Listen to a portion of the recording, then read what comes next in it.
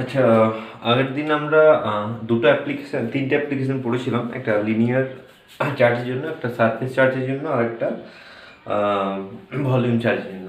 ঠিক, আমরা first of all ওই গাউসেস ল এর প্রুফটা করতে ভুলে গেছিলাম। তো কোয়েশ্চেনটা দিবে স্টেট অ্যান্ড প্রুফ গাউসেস ল। ঠিক আছে, গাউসেস ল ইয়েটা লেখো এবং প্রমাণ করো। সেই প্রুফটা করবো, proof of Gauss's law. Proof of Gauss's law তোরা লিখে নিবি এটা, হ্যাঁ, এখান থেকে। Proof of Gauss's law. Gauss's লটা কি না, গাউসেস লটা ছিল phi is equals to q by epsilon naught। ঠিক আছে, এটাই আমরা প্রুফ করব। তো বিফোর প্রুভিং দ্যাট লিখবি যে মনে করি ও তে একটি আধান প্লাস কিউ ধরে নেওয়া হলো। এখন ওই আধানকে কেন্দ্র করে একটি আর ব্যাসার্ধের গাউসিয়ান তল এস কল্পনা করা হলো। কি বললাম না, ওই আধানকে কনসিডার করে একটি আর ব্যাসার্ধের গাউসিয়ান তল কল্পনা করা হলো। আর ব্যাসার্ধের গাউসিয়ান তল কল্পনা করা হলো। ঠিক আছে, এখন ওই গাউসিয়ান তলের উপর একটি ছোট্ট অংশ ডিএস কল্পনা করা, ছোট্ট অংশ ডিএস কল্পনা করা হলো। ঠিক আছে, এখন কিউ আধানের জন্য এই ডিএস এর উপর একটি বিন্দু ধর পি, ডিএস এর উপর একটি বিন্দু ধরে নিলাম পি। ডিএস ছোট্ট যে সারফেসটার উপর একটা ছোট্ট সারফেস কনসিডার করা যায়, তার একটা বিন্দু পি। কিউ আধানের জন্য পি বিন্দুতে তড়িৎ ক্ষেত্র কত হবে না, E is equals to Q by 4 pi epsilon r square। ঠিক, এখান থেকে এটা জানি আমরা, E is equals to Q by 4 pi epsilon r square হয়। ঠিক আছে, এখন ডিএস তলের মধ্য দিয়ে ফ্লাক্সটা কত হবে ডিএস তলের মধ্য দিয়ে, D phi is equals to E dot DS. অ্যাঙ্গেলটা কত, ই আর ডিএস এর মধ্যে দেখ ইলেকট্রিক ফিল্ডটা কোন দিকে, এইদিকে, এই চার্জটা আছে এখানে, তাহলে সবসময় কি হবে এদিকে হবে। আর ডিএসটা ওইদিকে, সারফেসটার পারপেন্ডিকুলার হচ্ছে এরিয়া ভেক্টরটা, আর ভেতরে একটা চার্জ থাকলে সেটা কি করে বেরোবে, ইলেকট্রিক ফিল্ড লাইন্সটি পারপেন্ডিকুলারলি এইভাবে বেরোবে, পজিটিভ থেকে দূরে যাবে এইভাবে, পজিটিভ থেকে এদিকে যাচ্ছে। তাহলে দুটোর মধ্যে অ্যাঙ্গেল কত হবে না 0 ডিগ্রি। তাহলে কি হয়ে গেল, ই ডিএস কস 0 মানে ইডিএস। ঠিক আছে, ইডিএস কস 0 মানে ইডিএস লিখে দিচ্ছি, EDS cos 0। Therefore D phi is equals to EDS. এখন মোট তড়িৎ ফ্লাক্স সমগ্র তলের মধ্য দিয়ে, মোট তড়িৎ ফ্লাক্স লিখবি সমগ্র তলের মধ্য দিয়ে মোট তড়িৎ flux phi is equals to, integrate করে দিলাম, ক্লোজ ইন্টিগ্রেট ই ডিএস। ঠিক আছে, এখন ইলেকট্রিক ফিল্ডটা দেখ, এই সারফেসের প্রত্যেকটা পয়েন্টে ইলেকট্রিক ফিল্ড কি সমান, তা লিখবি এখন চিত্রের সুষমতা অনুযায়ী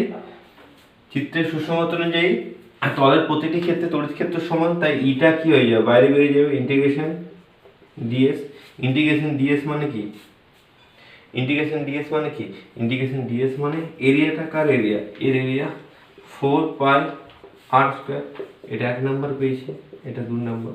তাহলে এখানে দেখ phi is equals to E, এই জায়গায় কি বসাবো, Q by 4 pi epsilon nought R square. আর এখানে কত আছে 4 পাই আর স্কয়ার কেটে গেল, কি রইল, phi is equals to Q by epsilon naught. Proof হয়ে গেল। ঠিক করে নিই। আচ্ছা, নেক্সট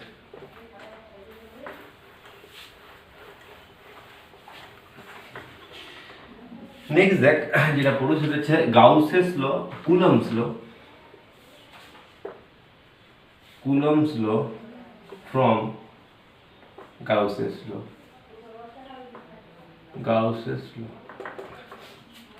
গাউসের সূত্র থেকে আমরা কুলম্বের সূত্র প্রমাণ করব। লেখাটা সেম, মনে করি ওতে একটি আধান কিউ কল্পনা করা হলো, সে আধানকে ঘিরে একটি আর ব্যাসার্ধে গাউসিয়ান তল কল্পনা করা হলো। ঠিক আছে, এবং ওই তলের উপরে একটি ছোট্ট অংশ ডিএস কল্পনা করা হলো। Same, clear. এখন দেখ আমরা করতে চলেছি না কুলম্বের সূত্র থেকে গাউসের সূত্র। ঠিক আছে, গাউসের সূত্র দিয়ে কুলম্বের সূত্র। তাহলে এখন লিখবো যে এই ছোট্ট তল ডিএস এর মধ্য দিয়ে অতিক্রান্ত তড়িৎ ফ্লাক্স কত, ডিএস এর মধ্য দিয়ে অতিক্রান্ত তড়িৎ flux D phi is equals to E DS cos অ্যাঙ্গেলটা কত 0, একটু আগে পড়লাম ই ডিএস। অতএব মোট তড়িৎ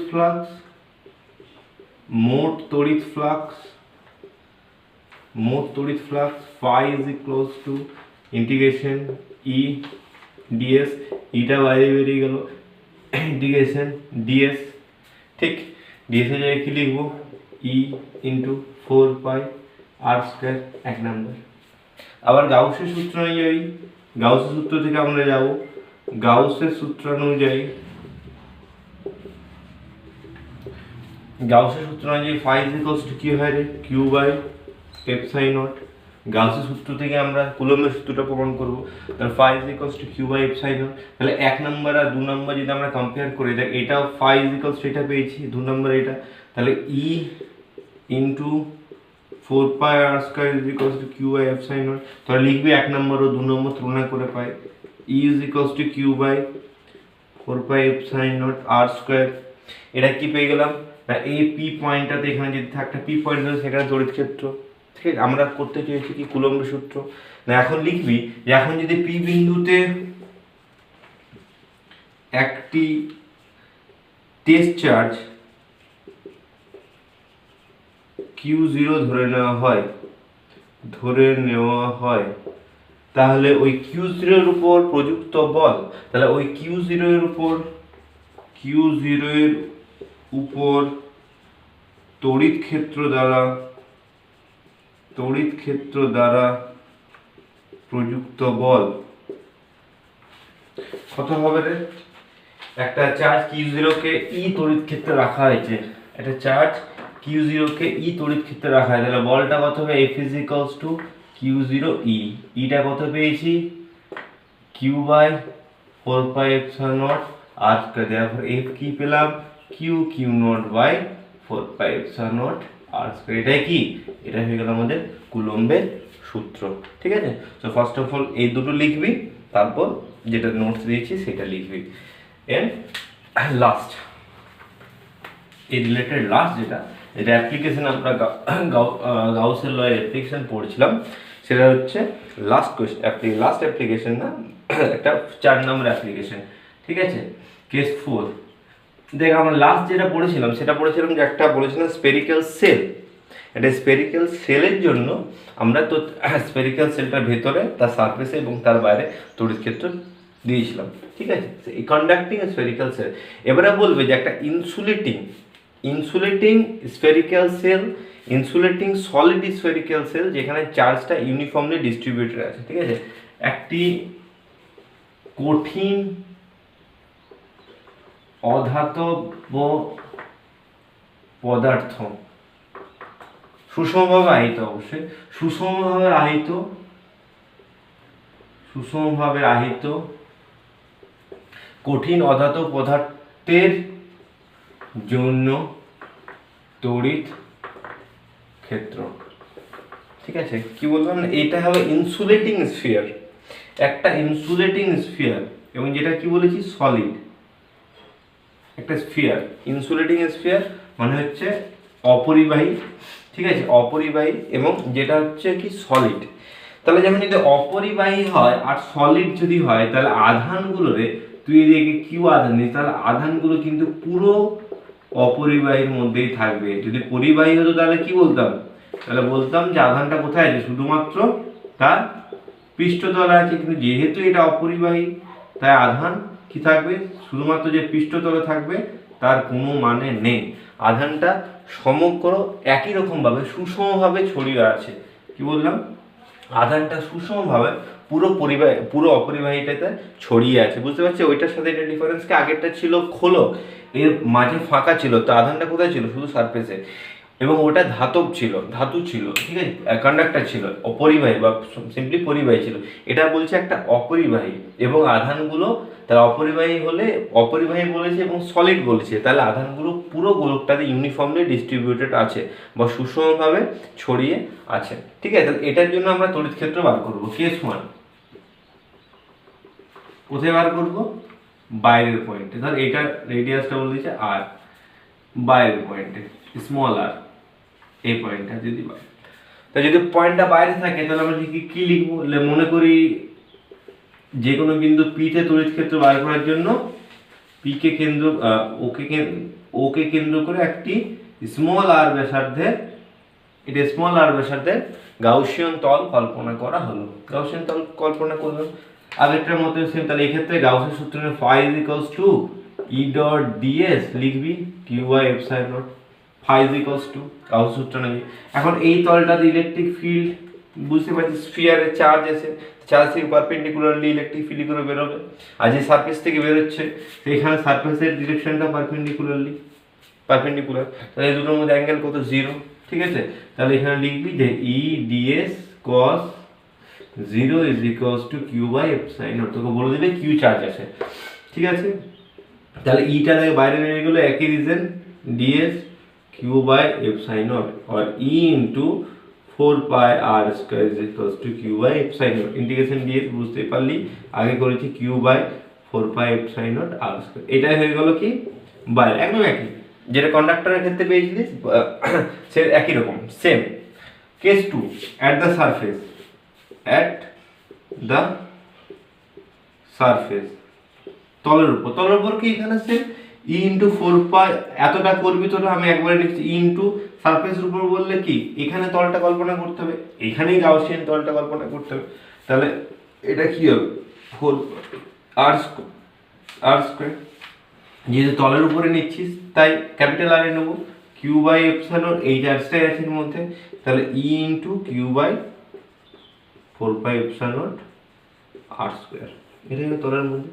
মনে রাখবি যে এখানে ds এর সারফেসের ক্ষেত্রে স্মল আর কোনটা নেব না, সবসময় গাউসিয়ান সারফেসের এরিয়া নেব, সবসময় গাউসিয়ান সারফেসের। এই দুটো তো হয়ে গেলে, এবং দুটো দেখতেই পাচ্ছিস যে আগের মতো হলো। এখন ব্যাপারটা যে থার্ড নাম্বারটা মানে কোনটা না, এটা আমরা ভেতরে বার করব। ধর আমাকে বললো এই ফার্স্ট এখানে, সেকেন্ড এখানে এবং থার্ড ধর এইখানে, পি পয়েন্ট এখানে ভিতরে বলে দেওয়া হয়েছে। তাহলে প্রথমে কি করব না, এই পি পয়েন্টটাকে নিয়ে একটা আমরা গাউসিয়ান তল বিবেচনা করে নিলাম, যা রেডিয়াস দেবো আর স্মল আর। ঠিক আছে, গাউসিয়ান তল বিবেচনা করলাম। এখন দেখ, যেহেতু আধানটা ইউনিফর্মলি ডিস্ট্রিবিউটেড আছে পুরো স্ফিয়ারটাতে, তাহলে আমাদের এখন কোন জায়গায় আধানটা লাগবে? এতক্ষণ যখন এখানে করছি তখন পুরো আধানটাই নিচ্ছিলাম, কিন্তু যখন আমরা ভেতরে ঘুরছি এই পয়েন্টটাতে গাউসিয়ান তলটা কোনটা, এইটা। তাহলে এখন আমাকে দেখতে হবে এই তলটাতে কতটা আধান আছে, বুঝতে পারছিস তো? এই তলটাতে কত আধান আছে, এই যে এনক্লোজ করছে, এই এনক্লোজ যেটা করছে সেখানে কতটা আধান আছে, এই আধানগুলো কিন্তু আমার লাগবে না। তাহলে ওইটাতে কতটা আধান আছে আমরা দেখতে হবে। এই জন্য আমরা কি ইউজ করবো না, এই জন্য আমরা ইউজ করবো charge density, volume charge density. একদম সিম্পলি ঐকিক নিয়মে বলি, ধর যে তোকে বলবে 4/3 পাই আর কিউ, এটা আমাদের অরিজিনাল স্পিয়ারটা, এটাতে আধান আছে স্মল কিউ, তাহলে এক এককে কত আধান আছে 4/3 পাই আর কিউ, তাহলে 4/3 পাই আর কিউতে কত আধান আছে, এটাতে আধানটা বার করতে হবে, তাহলে ইন্টু 4/3 পাই আর কিউ, বাস হয়ে গেল। ঠিক, কিন্তু আমাকে এইভাবে করলে এখানে হবে না, যেটা একটু স্ট্যান্ডার্ড আমাকে করতে হবে। তো এখানে লিখবি যে ভেতরের এস গাউসিয়ান, এক্ষেত্রে গাউসিয়ান তলের মধ্যে সীমাবদ্ধ আধান q prime is equals to, কি লিখবি মোট আধান ঘনত্ব কি হবে এখানে ভলিউম চার্জ ডেনসিটি, সেটা কি না কিউ টোটাল আধান বাই টোটাল ভলিউম পাই আর কিউ। এটা যে আধান ডেনসিটি আমার বার করতে হবে কার মধ্যে না, এই স্মল সারফেসটার মধ্যে, তাহলে ইনটু 4/3 পাই আর। আলটিমেটলি আগের মতো ঐকিক নিয়মটাই হলো, জাস্ট একটু অন্যভাবে লেখা হলো আর কি, 4/3 পাই, তাহলে q into r Q by capital R q. ঠিক আছে, তাহলে এবার আবার সেম গাউসের সূত্র অনুযায়ী E dot dS is equals to q prime by epsilon. কেন কিউ প্রাইম দিলাম বুঝতে পারছিস, এখানে ভেতরে চার্জ টোটাল চার্জটা নয়, তাহলে ই ডিএস কস 0 একবারে করে দিলাম, কিউ প্রাইমটা হচ্ছে কত Q R Q by capital R Q epsilon, তাহলে E into 4 pi R square Q by epsilon R Q by R Q. তাহলে ই এখানে দেখ এ আর স্কয়ার, এ আর একটা কাটবে, তাহলে কি রইল 1/4 pi epsilon Q R by R Q, এইটাই হয়ে গেলো আমাদের অ্যান্সার। ঠিক আছে, 1/4πε0 Q R by R Q. এখন গ্রাফটা দেখ, এখানে একটা গ্রাফ আমরা ড্র করব। ঠিক আছে, কিরকম গ্রাফ না, electric field versus distance. Electric field versus distance. তাহলে দেখ প্রথমে একদম যখন সেন্টার থেকে সারফেস অবধি নিবি তখন দেখ ইটা কার সাথে ভ্যারি করছে না, এই কোশ্চেনটা দেখ ই ভ্যারিজেস আর। ঠিক, ক্যাপিটাল আরটা তো কনস্ট্যান্ট, বাকি সব কনস্ট্যান্ট। ক্যাপিটাল আরটা কনস্ট্যান্ট যেটা ওটা স্ফিয়ারটা রেডিয়াস ওটা ফিক্স। ই ভ্যারিজেস আর কোথা থেকে, সেন্টার থেকে এখানে অবধি। কন্ডাক্টরের ক্ষেত্রে কত ছিল, সেটা 0 ছিল। তারপরে কীভাবে ভ্যারি করছে না, ই ভ্যারিজেস 1/r²। দেখ যেটা পেয়েছি এই পয়েন্টটাতে কি পেয়েছি, ইলেকট্রিক ফিল্ড পি পয়েন্টটাতে 1/4πε0 q/r² পেয়েছি। তাহলে ই ভ্যারিজেস 1/r²। তাহলে একদম অরিজিন থেকে সারফেস অবধি কত, কীভাবে লিনিয়ারলি ভ্যারি করছে, অরিজিন থেকে সারফেস অবধি লিনিয়ারলি ভ্যারি করছে। এটা হয়ে গেলো সারফেস, এটা হয়ে গেলো surface, R is equals to capital R. আর তারপরে কি করছে, ইনভার্সলি ই ভ্যারিজেস 1/r², 1/r², আর এটা আর ই ভ্যারিজেস আর, এটা ই ভ্যারিজেস 1/r²। ঠিক আছে, তো মোটামুটি গাউসিয়ান লয়ের অ্যাপ্লিকেশন মোটামুটি এখানে এসে, হ্যাঁ এর থেকে অ্যাপ্লিকেশন থেকে অনেক প্রবলেম আসে, সেটা আমরা এক দুটো প্রবলেম পরে করাবো। আপাতত থিওরি এই ফার্স্ট চ্যাপ্টারটা আপাতত এখানেই শেষ। ঠিক আছে।